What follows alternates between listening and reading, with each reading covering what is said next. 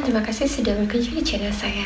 Seperti janji saya di video sebelumnya, kali ini saya akan membahas mengenai jenis-jenis investasi yang telah saya lakukan dan menguntungkan. Kita cek satu persatu yuk.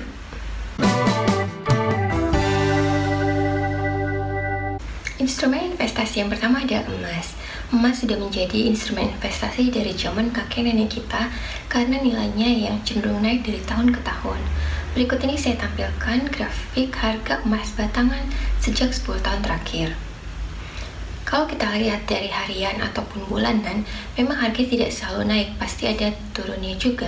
Tapi jika kita investasikan untuk jangka waktu yang lama, selama bertahun-tahun, emas itu nilainya selalu naik. Terakhir kali saya membeli emas batangan di bulan Desember 2013 dengan harga 524.000 per gram. Kalau saya mau jual hari ini, yaitu tanggal 4 Juli 2020, berdasarkan website Antam, harga buybacknya adalah Rp828.000 per gram. Ingat ya, yang dicek ketika mau jual emas batangan adalah harga buyback, bukan harga beli. Berarti nilai emas saya sekarang sudah naik 304.000 per gram atau 58% dari nilai awal. Jadi saya udah untung 58% selama 6,5 tahun. Kita bisa membeli emas dalam berbagai bentuk. Yang pertama adalah dalam bentuk emas batangan. Emas batangan tersedia di berbagai butik Antam ataupun di Pegadaian. Kita bisa membeli baik secara tunai maupun secara cicil jika uang kita belum mencukupi. Kepingan-kepingan logam mulia ini tersedia dalam berbagai ukuran, mulai dari setengah gram. Semakin besar kepingan logam mulia, nilai per gramnya semakin murah, karena kalau kita beli dalam kepingan-kepingan kecil, dikeluarkan biaya tambahan untuk mencetak logam tersebut dan juga sertifikatnya. Opsi kedua dalam berinvestasi emas adalah membeli perhiasan emas. Selain untuk investasi, perhiasan emas juga berguna untuk memperindah penampilan. Sayangnya, nilai emas dalam bentuk perhiasan biasa lebih mahal daripada emas batangan karena ditambahkan biaya pembuatan ke dalam harga perhiasan tersebut, dan semakin rumit perhiasannya, semakin mahal harga perhiasan tersebut. Biaya pembuatan perhiasan tersebut biasanya 15-20% dari harga perhiasan tersebut.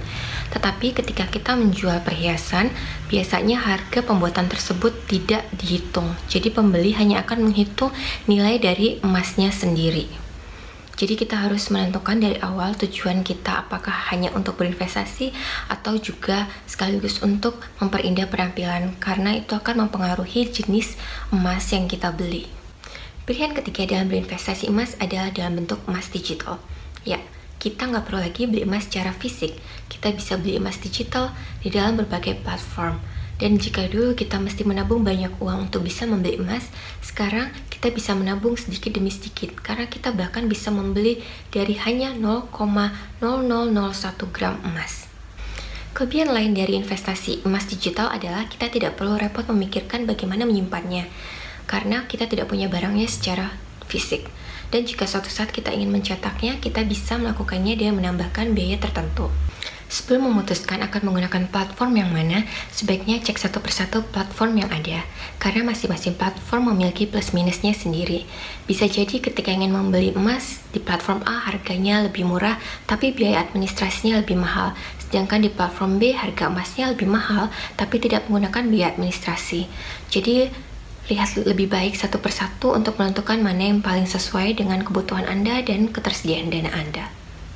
Setelah membahas mengenai emas, sekarang kita masuk ke instrumen investasi yang kedua, yaitu deposito. Deposito adalah sarana menyimpan uang di bank selama periode tertentu dengan bunga yang lebih tinggi daripada bunga tabungan reguler. Tapi kita tidak boleh mengambil uang tersebut selama periode deposito berlangsung.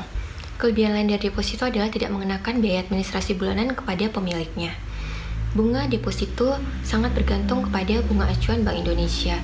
Semakin tinggi bunga acuan Bank Indonesia, semakin tinggi juga nilai bunga deposito. Mengenai keamanan uang yang kita simpan, jangan khawatir, karena uang deposito dijamin oleh lembaga penjaminan simpanan hingga nilai deposito sebesar 2 miliar rupiah. Berikut ini adalah bunga deposito dari beberapa bank. Saya sendiri biasanya memilih deposito selama periode 3 bulan, karena nilai bunga di bank saya lebih tinggi dibandingkan deposito untuk 1 bulan ataupun untuk 6 bulan. Saya tidak memilih deposito 12 bulan karena bagi saya itu terlalu lama. Dan untuk bunga tersebut, kita juga bisa memilih apakah kita menerimanya setiap bulan selama periode deposito atau menerima sekaligus di akhir periode deposito. Saya sendiri sih memilih diberikan setiap bulan agar saya bisa memutar kembali uang tersebut digunakan di investasi yang lainnya, misalkan saham. Instrumen investasi yang ketiga adalah surat berharga negara. Surat berharga negara adalah surat berharga yang diterbitkan oleh pemerintah untuk membiayai anggaran negara. Dan kata lain itu adalah surat bukti pinjaman pemerintah. Jadi dengan membeli surat berharga negara, kita tidak hanya berinvestasi, tetapi juga ikut serta membantu pembangunan negara. Berikut ini adalah jenis-jenis surat berharga negara. Banyak sekali ya, tenang aja saya nggak akan bahas semuanya kali ini. SBN rupiah yang dijual secara lelang biasa ditujukan untuk institusi atau lembaga keuangan seperti bank, dana pensiun, reksadana, dan lain-lain. SBN rupiah yang dijual secara non-lelang ditujukan untuk individu atau perorangan. Saya hanya akan membahas mengenai jenis-jenis SBN yang dijual untuk individu atau retail, yaitu SBR, ORI, ST, dan SUKRI. Yang pertama adalah SBR atau Saving Bond Retail. Mekanisme investasinya adalah kita meminjamkan uang selama periode 2 tahun kepada negara. Setelah 1 tahun investasi, kita boleh mencairkan uang kita maksimal 50% dari jumlah yang kita investasikan. Jumlah minimum di awal periode investasi adalah 1 juta rupiah. Bunganya mengambang dengan tingkat bunga minimum. Artinya, misalkan suku bunga BI pada saat SBR tersebut diterbitkan adalah 6,5%, itulah yang akan menjadi tingkat bunga minimum. Jika dalam 2 tahun periode SBR tersebut terjadi penurunan suku bunga BI menjadi 6%, kita tetap mendapatkan bunga sebesar 6,5% tadi. Jika dalam 2 tahun periode SBR terjadi kenaikan suku bunga menjadi 7%, bunga yang kita dapatkan akan mengikuti kenaikan suku bunga menjadi 7%. Jadi, kita nggak perlu khawatir. Walaupun bunga BI turun, bunga SBR kita nggak akan turun dari tingkat bunga minimum. Yang kedua adalah ORI atau obligasi retail Indonesia. Jumlah minimum di awal investasi sama dengan SBR yaitu 1 juta rupiah, tetapi periode investasinya lebih lama, yaitu sampai 3 tahun dengan bunga tetap selama 3 tahun tersebut. Kita tidak bisa mencairkan uang kita sebelum jatuh tempo, tetapi kita dapat menjual ORI yang kita miliki di pasar sekunder. Jadi dengan berinvestasi ORI, kita punya 2 kemungkinan untuk mendapatkan keuntungan. Yang pertama adalah mendapatkan bunga hingga periode jatuh tempo, atau yang kedua, menjual di pasar sekunder dengan harga yang lebih tinggi dari yang kita beli, sehingga kita bisa mendapatkan capital gain. SBN yang ketiga adalah ST atau sukuk tabungan. Mekanisme investasinya sama dengan SBR, tetapi sukuk tabungan berbasis syariah. Dan yang keempat adalah SUKRI atau sukuk retail. Itu mekanisme investasinya sama dengan ORI, tetapi SUKRI berbasis syariah. Yang manapun SBN pilihan kita, SBN adalah instrumen investasi yang sangat aman karena 100% dijamin oleh negara. Berikut ini beberapa contoh platform yang menyediakan penawaran SBN.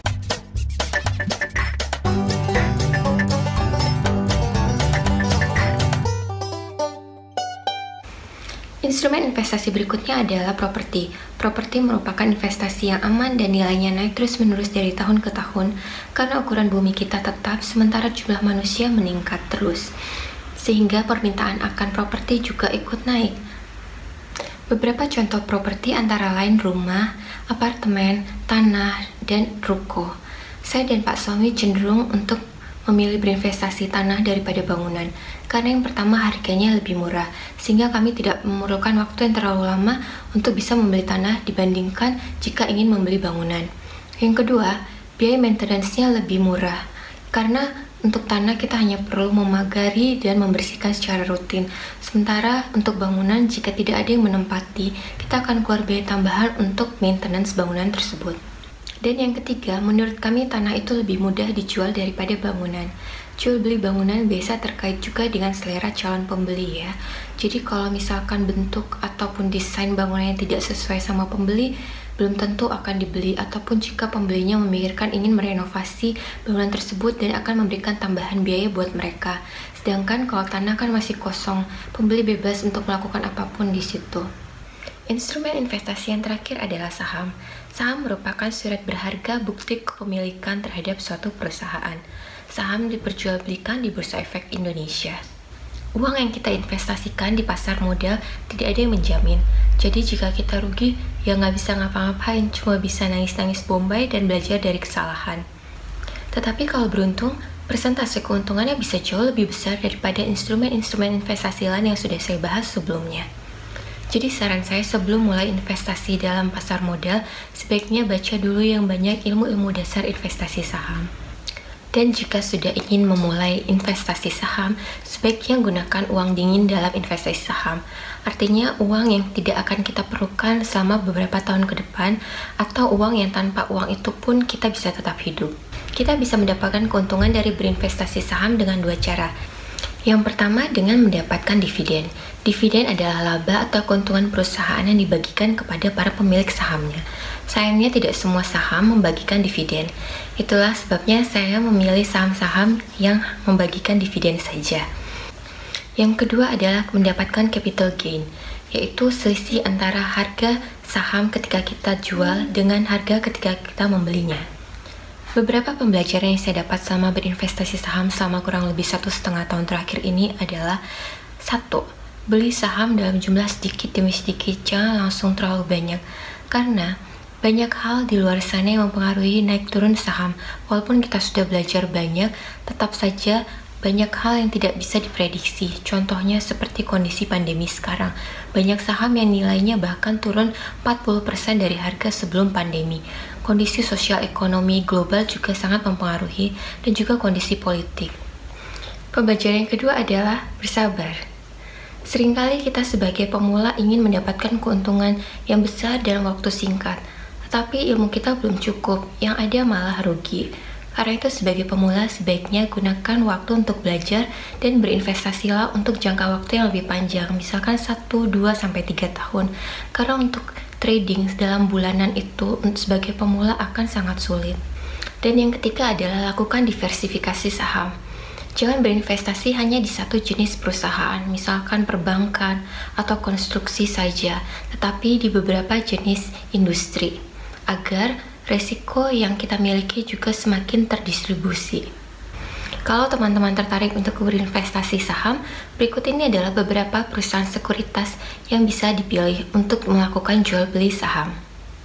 Pada akhirnya, apapun jenis instrumen investasi yang teman-teman pilih, sebaiknya lakukan diversifikasi. Jangan tempatkan semua uang Anda di satu jenis instrumen investasi untuk meminimalisir risiko. Demikian video saya kali ini, semoga bisa bermanfaat dan menguntungkan teman-teman. Sampai jumpa lagi.